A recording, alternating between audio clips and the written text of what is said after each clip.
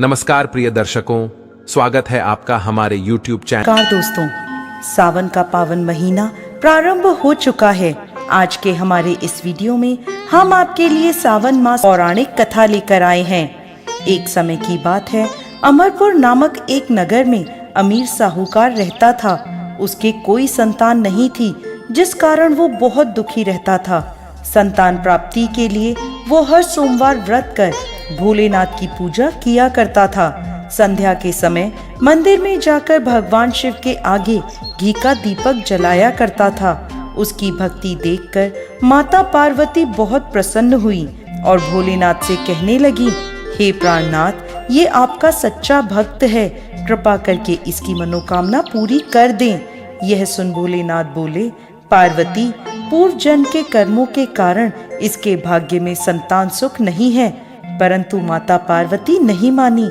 तब भोलेनाथ ने स्वप्न में उस साहूकार को दर्शन दिए और संतान प्राप्ति के वरदान के साथ साथ ये भी बताया कि उसका पुत्र अल्प आयु होगा और उसकी आयु मात्र 16 वर्ष की होगी।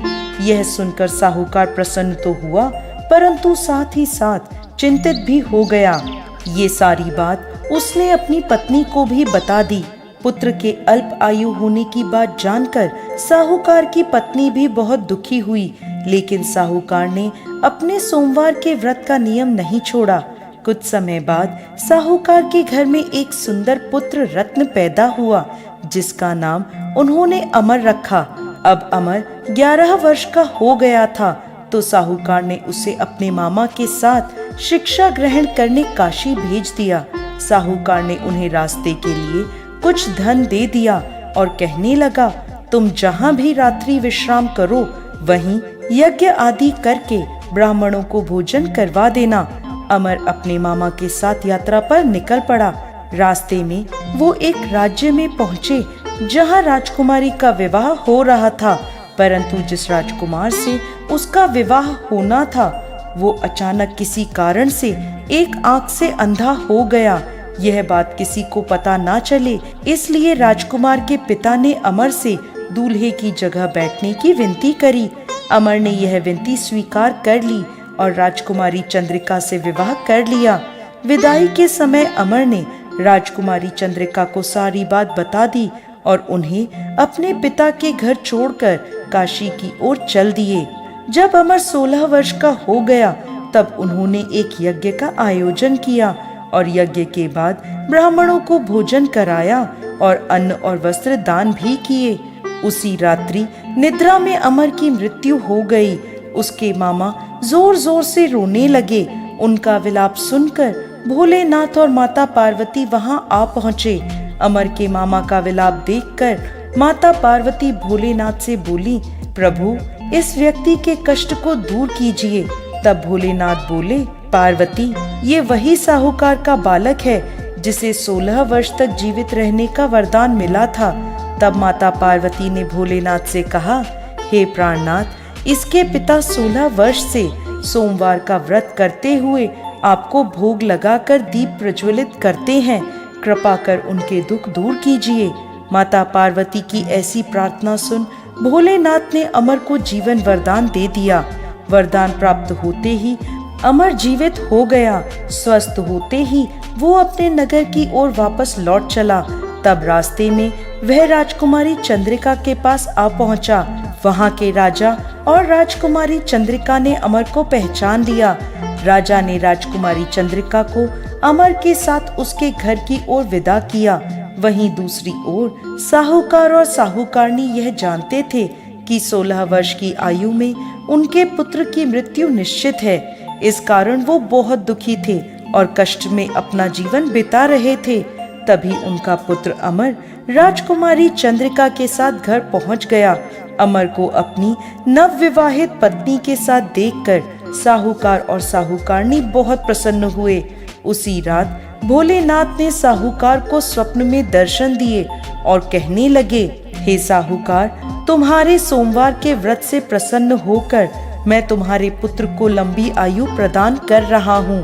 हे भोलेनाथ, जैसा दुख आपने पहले साहूकार और साहूकारनी को दिया, वैसा किसी को मत देना और जैसे बाद में उनके पुत्र को लंबी आयु प्रदान करी, वैसे ही इस कथा को कहने वाले, सुनने वाले और हुंकारा भरने वाले सब पर कृपा करना। जय भोलेनाथ, जय माता पार्वती। दोस्तों, चाहे भूखे रह जाना, लेकिन इन 3 लोगों के ऊपर जीवन में कभी विश्वास मत करना, क्योंकि दोस्तों ये 3 लोग ऐसे हैं जिसके ऊपर अगर आप विश्वास करते हैं तो आपको धोखा ही मिलेगा।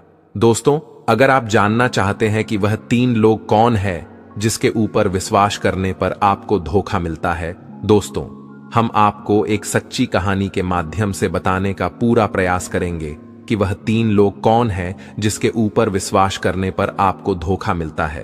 तो दोस्तों, वीडियो को ध्यानपूर्वक पूरा देखें, आपको सब समझ में आ जाएगा।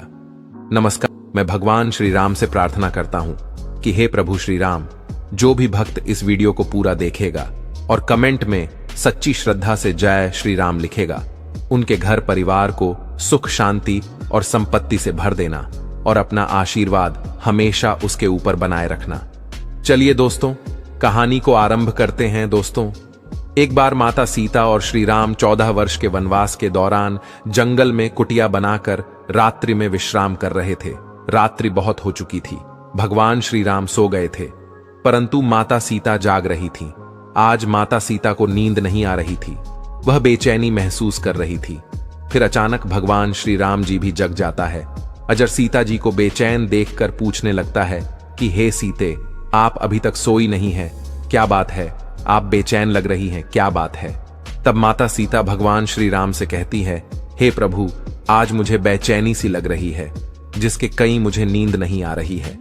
हे प्रभु, कृपा करके आप मुझे कोई ज्ञानवर्धक कोई कहानी सुना दीजिए जो मेरे जीवन में काम आ जाए। दोस्तों, भगवान श्री राम माता सीता से कहती है कि हे सीते, आज मैं आपको वह कहानी सुनाने जा रहा हूं। बहुत ही महत्वपूर्ण बात मैं आज तुम्हें इस कहानी के माध्यम से बताता हूं, और जो भी मनुष्य मेरी यह कहानी सुन लेगा वह कभी अपने जीवन में धोखा नहीं खा सकता और कभी पराजित नहीं हो सकता। इसलिए तुम इस कहानी को ध्यानपूर्वक पूरा सुनना। फिर माता सीता श्री राम से कहती है कि हे प्रभु, आप कहानी सुनाना प्रारंभ करिए, मैं पूरे ध्यानपूर्वक कहानी को पूरा सुनूंगी।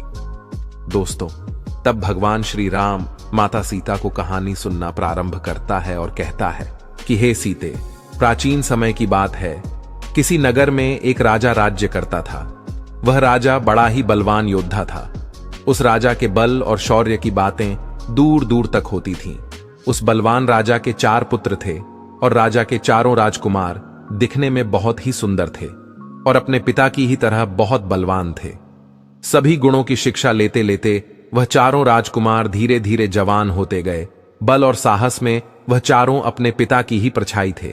कई बार उन्होंने अपने पिता के साथ युद्ध लड़ा और युद्ध में जीत भी हासिल किया, जिसके कारण उन्हें अपने बल पर बहुत घमंड भी था। प्रिय दर्शकों, वह राजा अपने चारों पुत्रों को बहुत चाहता था, और तो और वह राजा जब भी कोई कार्य करता था तो वह अपने चारों पुत्रों को अपने पास बुलाकर उनसे सलाह लिया करता था। प्रिय दर्शकों, जो व्यक्ति अपने घर में अपने से छोटों की भी राय लेते हैं उनके घर में कभी आपस में लड़ाई झगड़ा नहीं होता है और कभी कभी अपने से उम्र में